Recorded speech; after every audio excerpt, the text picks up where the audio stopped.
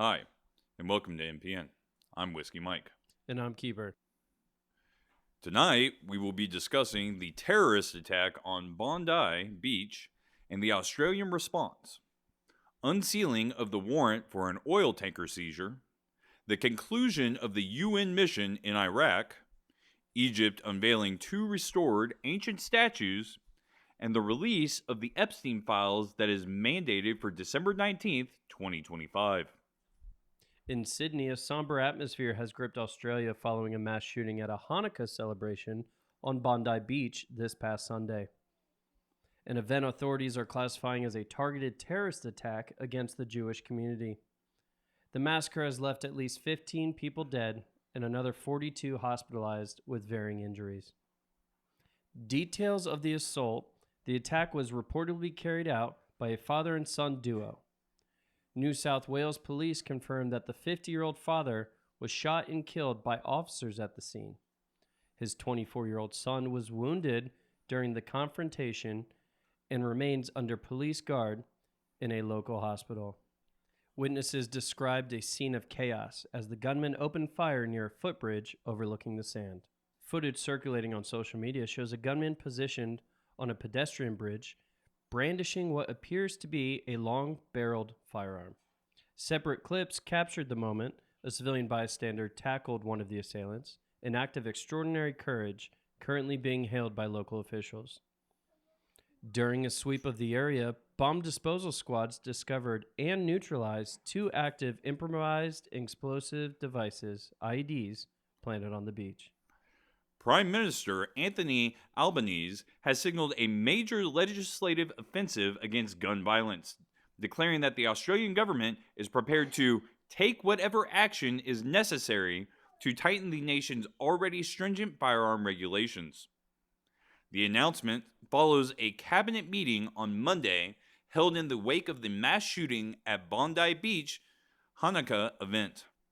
Investigators have confirmed that the 2 assailants utilized a rifle and a semi-automatic shotgun during the assault. The use of such weaponry has reignited a fierce debate over the genuine reason clause currently governing Australian gun ownership. Under existing federal and state laws, applicants must prove a specific need to own a firearm, which currently includes business or employment, security or primary production, animal welfare, veterinarians or stock owners, recreational hunting, licensed vermin control or rural land use, sporting purposes, membership in recognized shooting clubs. Despite Australia maintaining some of the world's most restrictive gun policies since the 1996 Port Arthur massacre, the Prime Minister stated that the Bondi tragedy exposed remaining vulnerabilities in the system. The proposed reforms aim to move beyond simple ownership checks, focusing on the following areas: ownership caps, implementing strict limits on the total number of firearms permitted per license holder; license duration, shortening the validity period of licenses to ensure more frequent background re-evaluations; expanded vetting, factoring in the criminal histories and known associates of applicants to identify potential radicalization risks; technical restrictions, a review of permitted firearm modifications in the specific categories of guns deemed legal for civilian use. The government is prepared to take whatever action is necessary, Mr. Albanese said on Monday, including, and that is the need for tougher gun laws.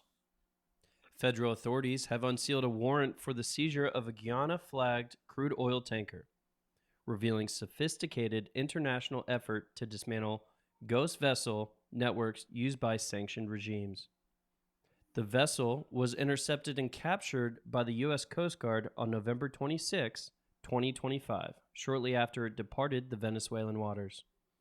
Intelligence officials identified the tanker as a vessel previously operated under the name Odessa, according to the unsealed documents. While operating under its former moniker, the ship was a key asset in an illicit oil shipping network designed to fund the Islamic Revolutionary Guard Corps Quds Force and Hezbollah.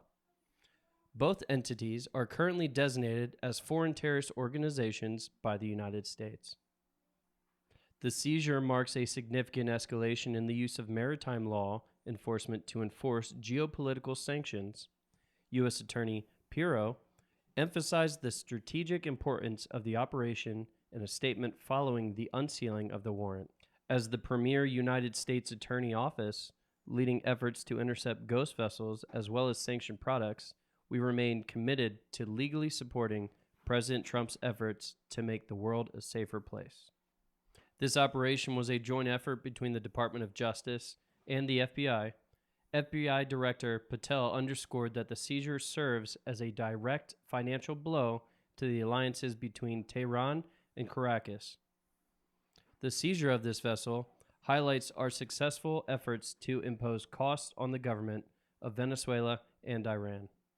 Director Patel said, noting that such operations are vital to disrupting the shadow fleet that bypass international trade restrictions. The vessel and its cargo are currently being processed under U.S. forfeiture laws. The United Nations Assisted Mission for Iraq is set to officially conclude its operations on December 31st, 2025, marking a historic turning point in the nation's post-conflict recovery. The withdrawal signifies the end of a mandate that has defined Iraq's political and security landscape for over 20 years. In a series of parting addresses, UNAM leadership and the special representatives of the Secretary General characterized the exit as a testament to Iraq's newfound self-sufficiency. Secretary General Muhammad al-Hassan reflected on the mission's perilous beginnings, contrasting the current peace with the 2003 bombing of the UN headquarters in Baghdad, a devastating attack that killed 22 staff members and injured more than 100. The reception of the mission has transformed from one of volatile uncertainty to one of mutual partnership, al-Hassan noted. The Egyptian Ministry of Tourism and Antiquities has officially unveiled two monumental statues of Pharaoh Amenhotep III, marking the culmination of a painstaking restoration project spanning nearly 2 decades. The colossal figures now stand near the world-famous Colossi of Memnon of Luxor's West Bank, restoring a significant portion of the pharaoh's ancient mortuary temple. The statues, each standing over 13 meters high, depict the power of 18th dynasty rulers seated on his throne. These carvings were once part of the entrance to the largest funerary complex in Theban necropolis, which was largely destroyed by an earthquake in 1200 BCE. Muhammad Khaled, Secretary General of the Supreme Council of Antiquities, emphasized the technical rigor of the project, stating that the team utilized the latest scientific methods and international standards adopted in the field of archaeological restoration. Key aspects of the recovery included structural reconstructions. Teams successfully recovered and repositioned massive granite blocks that had shifted or fallen from the statue's bases over millennia. Also, broader site recovery. The project has seen the restoration of nearly 300 statues and fragments, including likenesses of the lioness-headed Godid, Sekhmet, and the 2 significant limestone sphinxes. The unveiling is part of a larger strategic initiative to transform the site into an open-air museum. Government officials confirmed that formal plans are currently being drafted for the long-term management, protection, and display of the temple ruins to better accommodate international tourism while ensuring structural preservation. This recovery is not just about the size of the statues, Khalid noted, but about the precision of bringing a destroyed piece of history back to its original grandeur. Anticipation and political pressure are reaching a fever pitch as the Friday deadline looms for the federal government to release thousands of documents related to the late financier and convicted sex offender Jeffrey Epstein. The disclosure, mandated by a November 19th transparency order, gave government agencies exactly 30 days to declassify and release all relevant materials.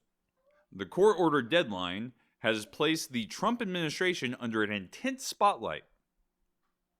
The order requires the government to produce all unclassified documents concerning Epstein's activities, spanning both criminal investigations and non-criminal associations. As for the window for compliance narrows, public discourse has been dominated by the speculation regarding the Epstein list, a collection of names of high-profile entities and individuals allegedly tied to the financier's global network. As the Friday deadline for the release of the Epstein files draws closer, the push against the Trump administration grows for transparency. This growing push comes about as an order for transparency regarding the case was ordered on November 19th and gave the government 30 days to fully release all unclassified documents. As time passes, conspiracies are flying regarding the files as they include all entities that are tied to Epstein and his activities to include criminal and non-criminal. A large amount of authorities come from the peculiarities surrounding Epstein's death.